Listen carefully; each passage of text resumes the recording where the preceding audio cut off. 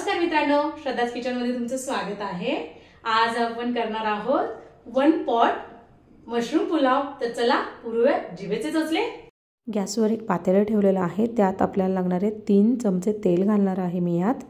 आपण हे थोडंसं तेल तापू देणार आहोत। आता तापल्यानंतर त्यात घालणार आहे तेजपत्ता टाकते 3, त्याचबरोबर बाकीचे खडे मसाले जसं लवंग, मिरी, आपली हिरवी वेलची आणि एक चक्री फूल घातलेलं आहे ते, आणि त्याचबरोबर घालते आहे जिरं 1 चमचा। हे एक अर्धा मिनिटासाठी आपण हे परतून घेऊयात।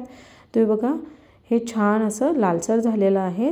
आता यात घालणार आहे उभे चिरून घेतलेले 2 कांदे आहेत, पातळ चिरलेले आहेत। हे आपल्याला छान लालसर होईस्तोपर्यंत व्यवस्थित परतून घ्यायचं आहे। आपण परतताना यामध्ये ना थोडं मीठ घालणार आहोत, जेणेकरून आपला कांदा पटकन परतला जाईल।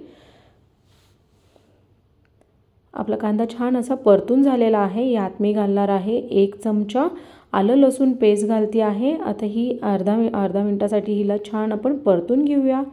ही परतून झाल्यानंतर आपण यातच घालणार आहोत 1 टोमॅटो उभा चिरून घेतलेला आहे, त्याच्याही पातळ पातळ स्लाइसेस केलेले आहेत। हे आपल्याला ना आणि यातच घालते आहे 3 हिरव्या मिरच्या अशा उभ्या 2 तुकडे करून घेतलेले आहेत त्याचे। आता आपल्याला टोमॅटो मऊ होईस्तोपर्यंत त्याला परतायचं आहे। साधारण 1 मिनिटात ते होऊन जातं। छान असं टोमॅटो मऊ झालेलं आहे आपलं।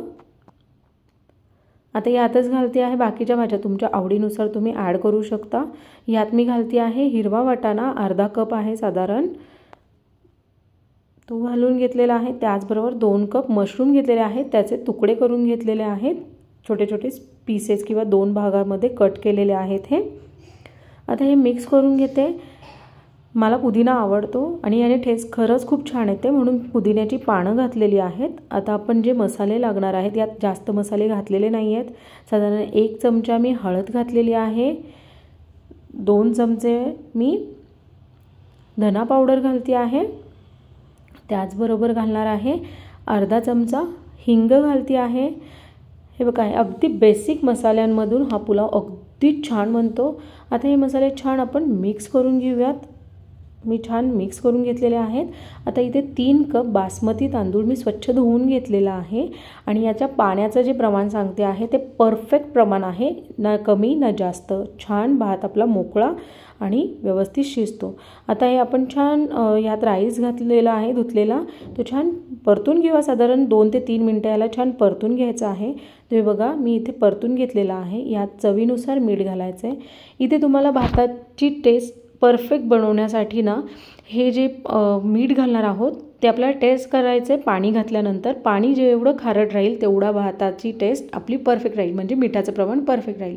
इथे मी 3 कप बासमती तांदळाला 4.5 कप पाणी उकळायला ठेवलं होतं, आणि ते उकळलेलं पाणी आपल्याला घालायचं आहे। हे प्रमाण अगदी परफेक्ट आहे, म्हणजे जेवढा राईस त्याच्या 1.5 पट आपण पाणी। आता हे पाणी घातल्यानंतर मी त्यात कोथिंबीरही घालते आहे, आणि हे छान मिक्स करून घेते। आता आपल्याला ह्यात 1 चमचा तूप घालायचं आहे, याने चव छान येते। आपल्या भाताला उकळी आलेली आहे। आता गॅस एकदम बारीक करायचा आणि झाकण ठेवून याला 10 ते 12 मिनटं शिजवायचं आहे। 10 ते 12 मिनटामध्ये 1 ते 2 वेळा आपण याला मध्ये मध्ये हलवायचे देखील। 10 ते 12 मिनटं झाल्यानंतर तुम्ही बघा किती छान आणि मोकळा सुटसुटीत असा आपला पुलाव रेडी आहे। खूप छान होतो, खूप सुटसुटीत होतो। चला तर आपला मशरूम पुलाव रेडी आहे। तुम्ही रेसिपी नक्की ट्राय करा। माझ्या चॅनलला लाईक, शेअर आणि सबस्क्राईब करायला विसरू नका। थँक्यू।